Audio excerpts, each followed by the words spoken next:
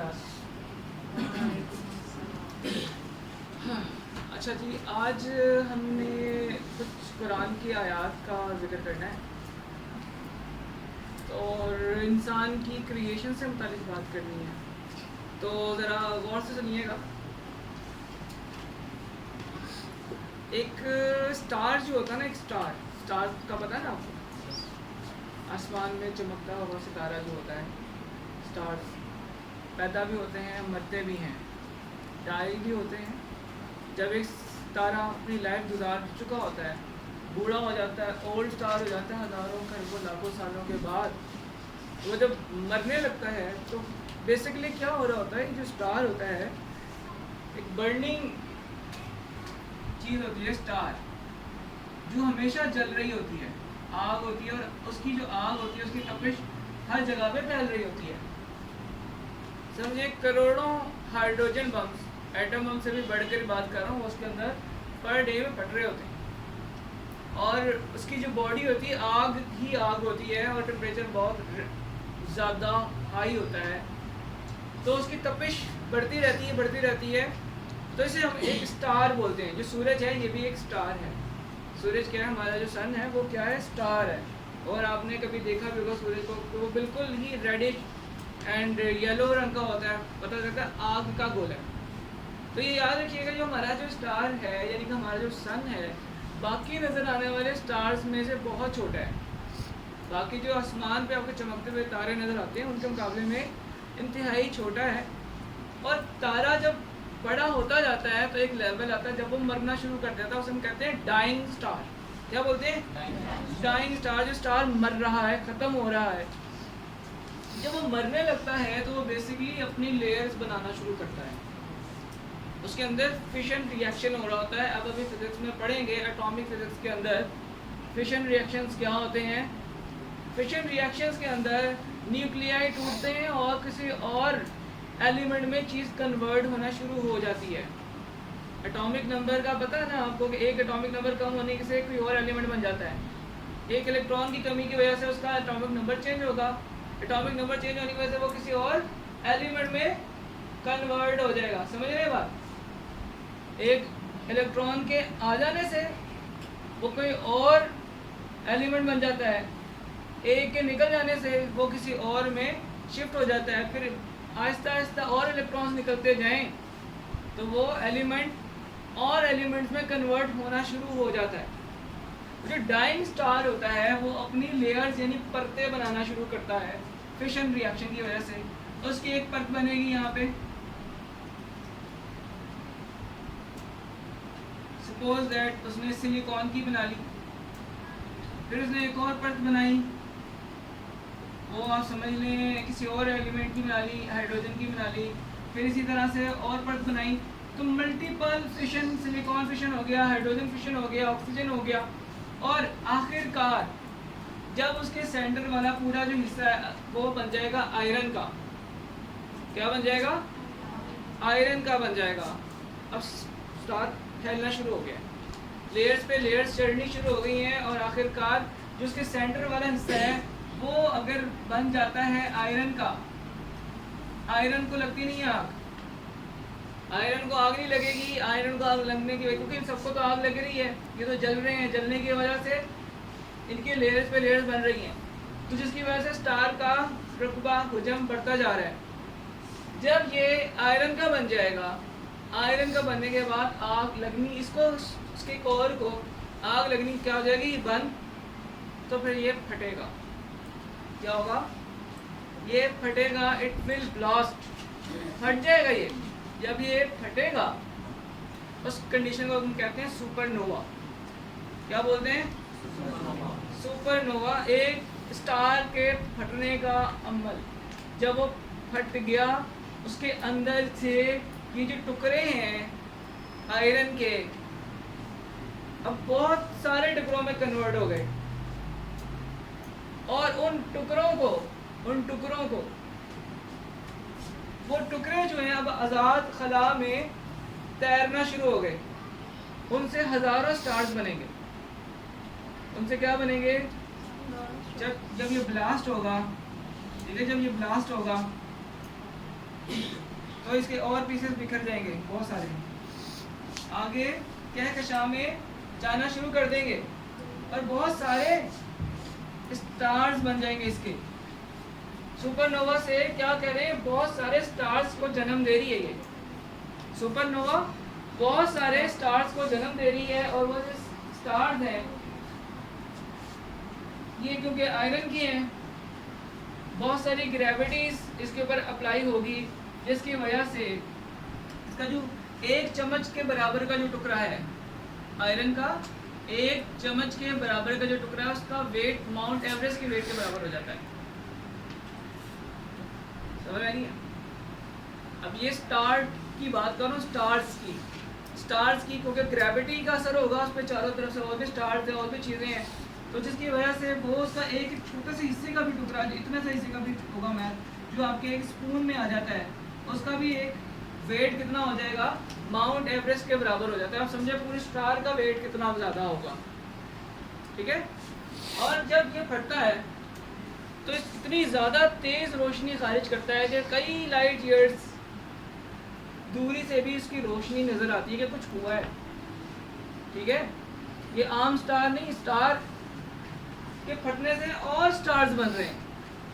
अब वो स्टार्स बनेंगे तो जब ये रिलीज होता है कुछ टुकड़े बड़े होंगे, कुछ टुकड़े छोटे होंगे, तो कुछ मिट्टी की सूरत में होंगे, कुछ एस्ट्रॉइड बन जाएंगे, कुछ बनेंगे। समझ में आ रही बात? उसे हम कहते हैं स्टार डस्ट। इस पूरी चीज़ को हम क्या कहते हैं, स्टार डस्ट। स्टार को फटने के बाद जो स्टार से जो चीज़ निकली है हमसे क्या बोलते हैं, स्टार डस्ट। ठीक हो गया।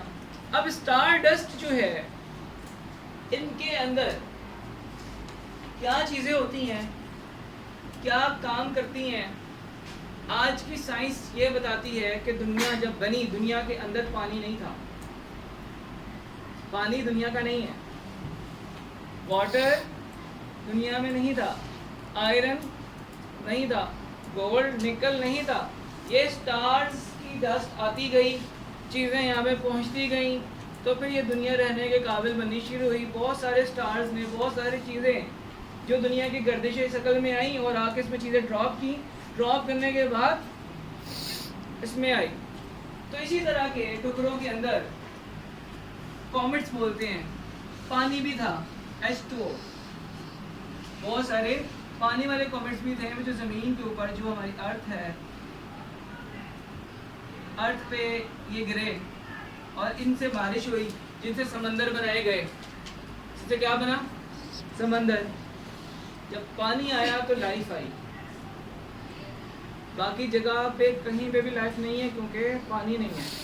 हमारे आसपास के जितने भी जुपिटर ले लें, मरीख ले लें, चांद ले लें, यहाँ पे भी क्योंकि वाटर नहीं है तो लाइफ नहीं है। और फिर ये वाटर इन कॉमेट्स के अंदर थे और इन कॉमेट्स के अंदर होने की वजह से ये आसमान से नीचे गिरे हैं और अल्लाह ताला ने ज़मीन के अंदर पानी पैदा किया। फिर लाइफ एलजी जो वन सेल वाले एनिमल्स होते हैं वो पैदा हुए, फिर सेल से सेल मल्टीप्लाई होके बड़े जानवर बनना शुरू हुए, यहाँ पे दरख्त उगने शुरू हुए, छोटे छोटे जरासीम पैदा होने शुरू हुए, लाइफ स्टार्ट हुई क्योंकि पानी यहाँ पे आ गया।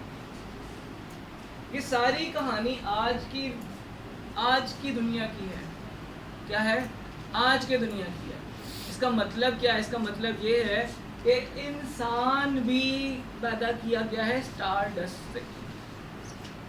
नासा ने जब रिसर्च इंस्टीट्यूट है खला का अमेरिका का, NASA, national institute of astrology का तकरीबन इसका कोई इसका मुखफ़फ़ है, नासा जो है इसको NASA बनता है उसका। उन्होंने सोचा कि ये हमें आज बाहर जाके दुनिया से उस डस्ट का मुआयना करना चाहिए क्योंकि हमें लगता है इसी डस्ट से सारी चीज़ें बन रही हैं। स्टार डस्ट आसमान पे तो है, वो लेकर आए, उसका मुआयना किया तो उन्हें पता चला कि तो मिट्टी और सीमेंट जैसी कोई चीज़ है, मिट्टी और सीमेंट जैसी चीज़ है। इसके अंदर चिपचिपाहट भी है, सीमेंट जितनी उसके अंदर मजबूती भी है, पानी शामिल कर दिया जाए तो मजबूत भी हो जाएगा और इसका रंग काला है। तो अल्लाह ताला ने तो कहा है कि मैंने इंसान को किससे पैदा किया है? मिट्टी से। और आगे से यही नहीं रुकते कि मट्टी से पैदा किए, चिकनी मट्टी से जिनके अंदर चिपचिपाहट है। आज की साइंस ये कह रही है, कुरान ने 1400 साल पहले कह दिया, हम ये कह सकते हैं कि स्टार डस्ट से ही, उसी मिट्टी से इंसान को क्रिएट किया गया। अब सुपरनोवा वाली कहानी आपने सुन ली। अब मैं आपको सूरह तारिक है उसकी आयात सुनाता हूँ। वस्समाई वत्तारिक, ठीक है, तुम क्या जानो तारिक क्या है, ठीक है। अस्समाई वस्समाई वत्तारिक वमा अदराक मत्तारिक, ठीक है। वो क्या चीज़ है, वो क्या तारा है, वो क्या चीज़ है, उसके बारे में तुम क्या जानो। अन-नज्मुस साकिब, वो एक टूटा हुआ तारा है, ठीक है। अब जाहिर सी बात है, इंसान को स्टार्स का ही नहीं पता, वो चांद को सबसे बड़ा समझता था, स्टार्स तो उससे छोटी चीज़ें थी, ठीक है ना। अब वो नहीं जानता था कि अब स्टार्स में क्या चीज़ें हैं। फिर अल्लाह ताला ने कहा कि अन-नज्मुस साकिब, वो खुद ही बता दिया कि वो एक टूटा हुआ तारा है, जब वो तारा टूटता है, ठीक है। वस्समाई वत्तारिक वमा अदराका मत्तारिक अन-नज्मुस साकिब इन नफ्सिल्लम्मा अलैहा हाफिज़। आगे आगे क्या है? फलयंजुर इंसान मिम्मा खुलिक, क्या आप देखते नहीं इंसान को किस तरह से पैदा किया गया। खुलिक मिम्मा इन दाफिक, पानी से पैदा किया गया, ठीक है। पानी से पैदा किया गया और पानी की वजह से वो पैदा हुआ। असल में मसला इसमें पानी का नहीं है, पानी का तो हमें पता चल ही गया था। मसला तो उस आयात के अंदर सुपरनोवा की तरफ का टूटा हुआ तारा। आगे ज़िंदगी की क्रिएशन की बात हो रही है और सुपरनोवा के ऊपर इशारा किया जा रहा है। बस समाई व तारिक वमा अदराका मत तारिक, तुम क्या जानो तारिक है क्या, तुम्हें क्या पता। तुम्हें अभी तो तुम्हें ज़मीन से ऊपर नहीं गए। 1400 साल पहले की बात है और उसके अंदर कुरान के अंदर ये चीज़ जिक्र की गई है। अन-नज्मुस साकिब, टूटा हुआ तारा। लोगों ने बहुत ज़माने के लिहाज से, मेरे से कब बात हो रही थी तो मैंने कहा कि कुरान का मतलब चेंज हो रहा है आपके साथ साथ। तो हमारे मजहबी माइंड सेट वाले लोग, अस्तगफिरुल्लाह, कैसे हो सकता है कुरान का मतलब भी चेंज हो जाए। मैंने कहा इंसान ने पहले कुछ और समझा, फिर कुछ और समझा। पहले टूटे हुए तारे को वो शहाब साकिब समझना शुरू हुए, वो जो आसमानों से गुजरता हुआ तारा है, ठीक है ना। वो जो टूटा हुआ तारा होता है जो आसमान से गुजर रहा होता है, वो समझना शुरू किया। अब आगे तहकीक से पता चल रहा है कि सुपरनोवा के बाद जो चीज़ें बनती हैं, सेलेस्टियल बॉडीज़ जो तारों का हिस्सा होती हैं, उनसे आगे क्रिएशंस होती हैं, उनकी तरफ का इशारा किया गया। छोटी छोटी 2-3 आयात के अंदर अल्लाह ताला ने वो मौज़े और वो चीज़ें बयान की हैं जो आज की साइंस उस बात की तरफ इशारा कर रही है, ठीक है। समझ में आ रही इस बात की।